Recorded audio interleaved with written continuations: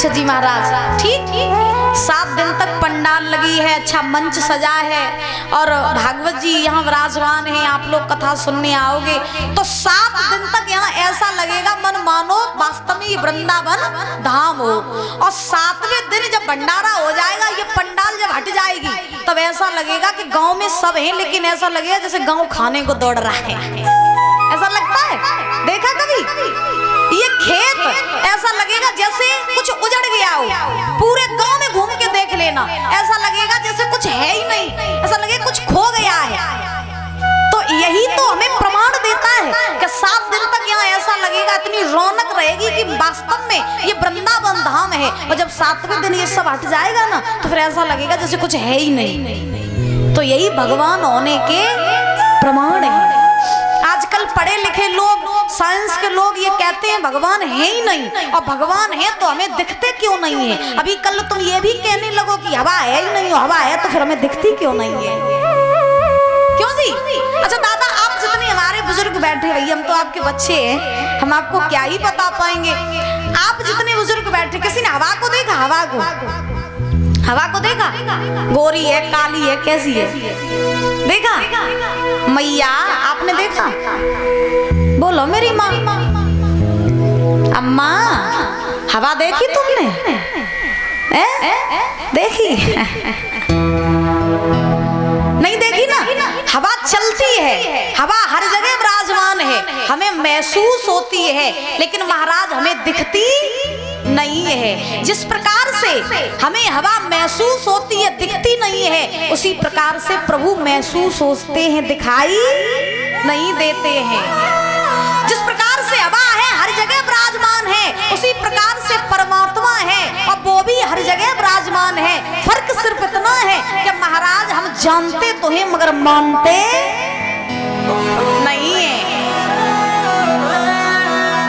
और जिस दिन हम मानने लग जाएंगे, उस दिन हम इस व्यासपीठ से बैठ के कह रहे हैं, उसी दिन परमात्मा होने का आपको एहसास नजर आ जाएगा। लेकिन आप मानते ही नहीं हो महाराज। लोग क्या करते, आजकल इंसान बड़ा चतुर है महाराज, भगवान को भी ना मतलब के लिए ही पूज रहा है। इंसान से मतलब रख रहा है, लेकिन इंसान भगवान से भी मतलब रख रहा है। कैसे महाराज?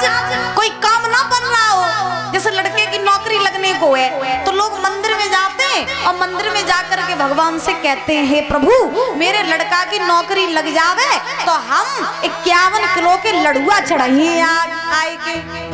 तो भगवान कह देते ठीक जाओ, तुम्हारी मनोकामना पूरी। लड़का की नौकरी लग गई परीक्षित जी महाराज। अब नौकरी लग गई, अब लोग जाते हैं मंदिर में तो क्या कहते हैं, प्रभु मेरे लड़का की शादी और बढ़िया हो जावे, बढ़िया दान दहेज मिल जावे, बढ़िया गाड़ी घोड़ा मिल जावे, तो हम अपने लड़का बहू को लेके आए तो घंटा चढ़ाए। अच्छा भगवान ये भी कह देते, बोलो ठीक ये भी तुम्हारी मनोकामना पूरी करे दे रहे हैं। तो क्या कि महाराज लड़के की नौकरी भी लग गई, शादी भी हो गई। अब नौकरी लग गई, शादी भी हो गई, लेकिन याद नहीं है कि मंदिर पे का कही थी। हाँ, अब पड़ोसी कहेंगे, बोले सुनो तुम्हारे लड़के की नौकरी भी लग गई, लड़के की शादी भी हो गई, तुमने उस मंदिर पे कहा था कि घंटा चढ़ाएंगे, लड्डू चढ़ाएंगे, तो चढ़ाए आ जाएंगे। तो जवाब क्या आता है लोगों का, बोले चढ़ाई देंगे, न मंदिर को भाजो जा, न लड़का बहू को भाजे जा। हाँ चढ़ाई देंगे, अभी क्या हुआ, अब नाती पंथी और हो जाओ। धन हो रे लोगों। कहने का भाव कि इंसान का जब तक मतलब होगा तब तक भगवान को पूजेंगे। इंसान का जब तक मतलब होगा तब तक वो आपका सम्मान करेंगे, और मतलब नहीं तो महाराज इंसान किसी के भी पास नहीं जाता है। दुख में प्रभु की याद आती है, सुख में प्रभु की याद आती ही नहीं है। याद रखो दादा, मनुष्य का जीवन अगर आपको मिला है तो भगवान से नित्य कहा करो, हे नाथ चाहे दुख में रखो चाहे सुख में रखो, मैं आपका हूँ आप मेरे हो। प्रभु इतनी कृपा बनाए रखना कि मैं आपको कभी भूलूं नहीं। क्या मैं आपको कभी भूलूं नहीं। बोले वृंदावन बिहारी लाल की, जोर से बोलो राधे राधे। अभी आपने सुना कि महाराज महाराज धुंधकारी कितना बड़ा पापी था, उसने अपने जीवन में कोई काम अच्छा नहीं किया था। शराब, जुआ, मांस, चरित्रहीनता, पराई नारी की संगत, अधर्म पाप की, अपनी माँ को मारा, अपने बाप को मारा, वैश्यों की संगत की, मर गया, भूत बना। और जब भूत बन के इधर उधर भटकने लगा तो गौकर्ण महाराज ने ऐसी धुंधकारी को भागवत सुनाई, उसकी मुक्ति हो गई। तो भागवत जो है ये मनुष्यों के पापों को नाश करने वाली है। भागवत मनुष्यों के पापों को नष्ट करती है। देखो, जानबूझ करके गलती करोगे तो वो गलती होगी, और जाने अनजाने में कोई भूल हो जाए तो उसके लिए भगवान आपको क्षमा कर देंगे। अब इसका मतलब ये नहीं है कि हम कह रहे हैं कि भागवत पापों को नाश करती है, तो उसका मतलब ये नहीं है कि आप सवेरे जाओ और रोज 2-4 को गाड़ी दे के संध्या के घर आओ, तुम राम राम राम राम जपन लगो, है तो तुम्हारे पाप नष्ट हो जाएंगे। तो ऐसे थोड़ी ना पाप नष्ट होंगे। क्यों दादा? भाई कहने का भाव, आप रास्ते से जा रहे हो और रास्ते में आपको गड्ढा दिखाई पड़ जाए और आप गहरा गड्ढा है और आप जानते हो कि गड्ढे में गिरेंगे तो मर जाएंगे, चोट लगेगी, कुछ भी हो सकता है। अब आप जानते हो कि गड्ढे में गिरेंगे, मर जाएंगे, और जानबूझ के तुम गड्ढा में गिर रहे हो तो मर ही जाएगा। क्यों जी? तो कहने का भाव, आपके अंदर भगवान ने हर चीज रखी है, दिमाग, आंखें, नाक, कान, मुंह, हाथ, पैर, सब कुछ भगवान ने आपको दिया है। और आप इस शरीर से, आप अपनी बुद्धि से, अपनी आंखों से ना कुछ अच्छा देख रहे हो, ना कानों से कुछ अच्छा सुन रहे हो, ना अच्छा सोच रहे हो, खुद जानबूझ के गड्ढा में गिर रहे हो, तो फिर तो महाराज उद्धार होने वाला कहाँ है आपका? है? अच्छे कर्म करोगे तो महाराज अच्छा फल मिलेगा, बुरे कर्म करोगे तो बुरा फल मिलेगा। अब धुंधकारी ने माँ को मारा, बाप को मारा, शराब, जुआ इत्यादि अधर्म पाप किए, भूत बन गया। तो गौकर्ण महाराज ने कथा सुना दी तो उसकी मुक्ति हो गई। क्यों जी महाराज?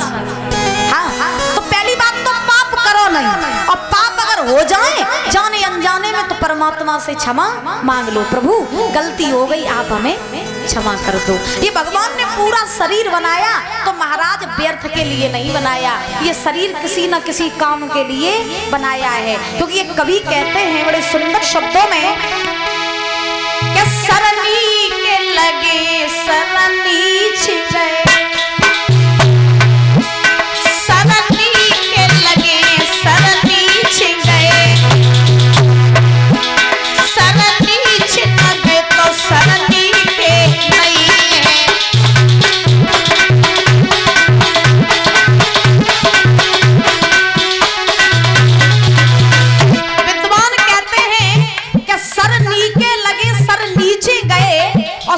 नीचे न गए तो सर नीचे नहीं है। ये शीश कब शोभा देता है दादा? ये शीश तब शोभा देता है जब ये बड़ों के सामने झुकता है, जब ये बड़ों का आदर करता है, तब ये शीश अच्छा लगता है। और आजकल बढ़िया लोग कटिंग बटिंग कटा लेते हैं, बढ़िया डाई वाई डेंटिंग पेंटिंग करा करके, देखो महाराज सर तान के चलते हैं, सर ऊंचा करके चलते हैं, सामने कोई बड़े बूढ़े चले आ रहे हैं, कोई मतलब ही नहीं है, कोई फर्क ही नहीं है, बड़े बूढ़े सामने खड़े हैं और लोग महाराज सीधे खम्मा की नहीं खड़े हैं। क्यों जी? तो सर ये तब शोभा देता है जब दूसरों के सामने झुकता है। दूसरी बात, मुखटी के लगे हरि नाम लय, भैया मुखटी के लगे हरि नाम लय, हरि नाम न लय तो मुखटी के नहीं है।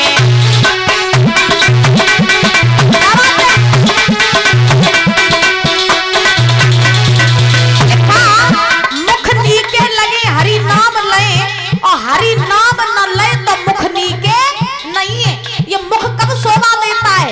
ये मुख तब शोभा देता है जब इस मुख से भगवान की भक्ति निकलती है, भगवान का भजन होता है और दूसरों के लिए भला निकलता है? और तुमने दूसरों की बुराई करी और तुमने भगवान को भजन न कर पाओ, संध्या सवेरे ले तुम गाड़ी गाड़ी पक रहे हो, तो कितनों मेकअप करियो, कितनों महाराज फेशियल करवाइयो, चेहरा नहीं को नहीं लगे। और लिखा है करनी के लगे करनी के करे, बाबा जी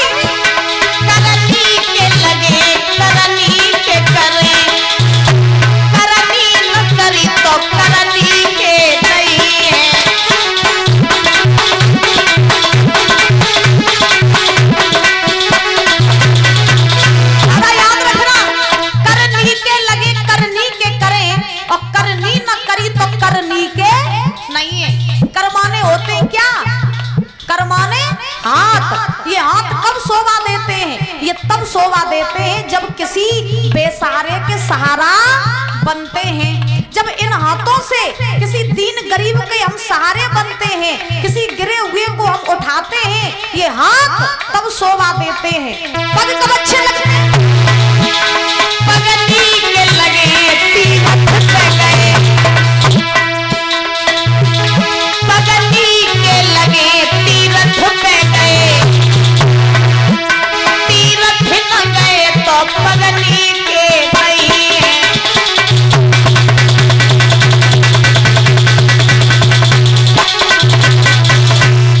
पगनी के लगे तीरथ पे गए और तीरथ पे न गए तो पगनी के नहीं है। पैर कब अच्छे लगते हैं? पैर तब अच्छे लगते हैं जब इनसे चल के हम मंदिर में जाते हैं। और मंदिर में कब जाओ? तब जाओ जब घर में होवे माँ बाप ना होवे, तब मंदिर जाओ, है ना। मालूम पड़े कि घर में माँ बाप पानी को तरस रहे और तुम लोग मंदिर घूम रहे हो, तीर्थ पे घूम रहे, तो ऐसी भी पूजा किसी काम की नहीं। तो कहते हैं कि पग नीके लगे तीर्थ पे गए और तीर्थ पे न गए तो पग नीके नहीं है। और कलयुग में पग कब नीके लगते हैं? कलयुग की रीत अगर बताएं तो पग नीके लगे ठेका पे गए और ठेका पे न गए तो पग नीके नहीं है। बोलो वहां के बिहारी लाल की। कलयुग में पाए तो वही शोभा देते जब ठेका पे जाते। क्यों जी? हाँ, सवेरे उठा और महाराज चल दे ठेका गई, मुँह धो तो शराब पे, नाश्ता करो तो शराब को, कुल्ला करो तो शराब पे। क्यों जी? हाँ, तो कलयुग में लोगों के पैर कब अच्छे लगते हैं? पगनी के लगे ठेका पे गए और ठेका पे ना गए तो पगनी के नहीं। कलयुग की रीति कुछ ऐसी है, याद रखो दादा। कलयुग चल रहा है, अधर्म हो रहे हैं, पाप हो रहे हैं। दुनिया क्या कर रही है हमें वो नहीं देखना है, हम क्या कर रहे हैं हमें वो देखना है। आजकल लोग क्या करते, खुद के भीतर झांक के नहीं देखते हैं, दूसरों की तरफ उंगली उठाते हुए तू ऐसा है, भाई तू ऐसा क्यों है? जब हम खुद सुधरेंगे नहीं तो लोगों को क्या ही सुधारेंगे? बताओ, आपका पड़ोसी कुआं में गिर जाए तो क्या आप कुआं में गिर जाओगे? नहीं गिरोगे ना। तो फिर दूसरों की सेक काहे को करते हो? दूसरों को क्यों देखते हो कि दूसरा क्या कर रहा है? भाई हमें देखना है हम क्या कर रहे हैं। दूसरा जो कर रहा है उसे करने दो। जब तक हम नहीं सुधरेंगे ना तब तक दुनिया को कभी सुधार नहीं पाएंगे। और एक बात मेरी गांठ बांध लेना, जो व्यक्ति जैसा होता है उसे सारी दुनिया वैसी ही दिखाई देती है। अगर हमने अपना नजरिया न बदला तो महाराज दुनिया आपको बुरी ही दिखाई देगी। एक बात मेरी याद रखना, अगर हम दूसरों में बुराई खोज रहे हैं, अगर हम दूसरों को बुरा बोल रहे हैं तो कहीं ना कहीं हम बुरे हैं, इसलिए दुनिया हमें बुरी दिखाई दे रही है। बात को बहुत गहराई से समझना। अगर हमें कोई बुरा नजर आ रहा है तो कहीं ना कहीं हम बुरे हैं, इसलिए हमें उसमें बुराई दिख रही है। और अगर हमें हमारा दुश्मन भी अच्छा दिखाई दे रहा है तो कहीं ना कहीं हमें अच्छाई है, इसलिए हमें दुश्मन भी अच्छा दिखाई दे रहा है। ये बात मेरी याद रखना। अगर आपको कोई बुरा नजर आ रहा है तो समझो, जान लेना उसी समय कि हम में बुराई है, इसलिए दूसरा व्यक्ति हमें बुरा दिखाई दे रहा है। शराबी व्यक्ति के पास आप कभी भी बैठ जाओ, शराबी के पास आपने कभी शराब ना पी हो, वो शराबी आपसे कहेगा भैया एक पैक तुम ले लो। क्यों? क्योंकि वो पहले से शराब पीता तो सारी दुनिया उसे शराबी दिखाई दे रही है। हाँ, तो जो व्यक्ति जैसा होता है उसे दुनिया वैसी दिखाई देती है। इसलिए महाराज हमें अपना नजरिया बदलना है, हमें खुद को बदलना है। दुनिया क्या कर रही है हमें मतलब नहीं होना चाहिए। बोलो बांके बिहारी लाल।